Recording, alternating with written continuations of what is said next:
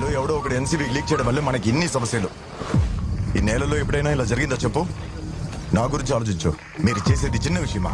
నువ్వు అనుకునేలా వాళ్ళకి పేరుకి లెక్కలు చూపించలేవు. సీజ్ చేసిన ఇన్ని కిలోల దత్తరాన్ని బయటికి తీయాలంటే మీ ముగ్గురులో ఒకరు సరెండర్ అవ్వాల్సిందే. అందుకే లియోని సరెండర్ అవ్వమంటున్నా. వాడు ఒక వారం లోపల ఉంటేనే పైన ఉన్న వాళ్ళని ఆఫ్ చేసి సరుకుని బయటికి తీయగలం. నా చేయి దాటిపోతే నేను ఏం చేయలేనో చూసుకో. ఓ వారంలో వాడిని పంపించేస్తావన్న గ్యారంటీ ఏంటి? నీ సరుకు నీకు కావాలంటే నువ్వు నమ్మాల్సిందే దాస్. యాంటోనీ, లియో అక్కడున్నాడా? లియో ఇక్కడ లేడు.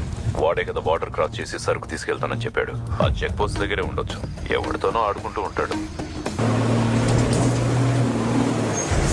మాతోనే ఉంటూ ఎన్సీబీకి ఇన్ఫర్మేషన్ ఇచ్చిన గుంటనక్క ఎవరో లియో కనిపెట్టేశాడు.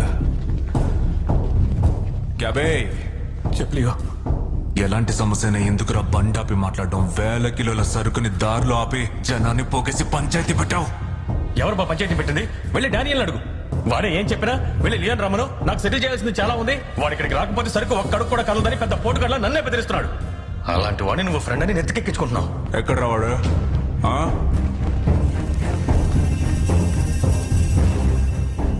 ఏం సమస్య నీకు? వీడితో కలిసి పనిచేయడానికి ఏం నొప్పి నీకు? నాకు వాడేరా సమస్య.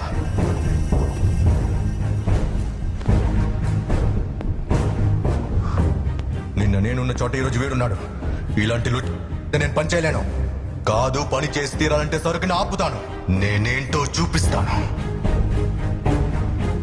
నన్నేం చేయమంటావు? వాడు నా దారికి అడ్డు రాకూడదంతే. వస్తే సరుకు డిస్పోజ్ అవ్వదు.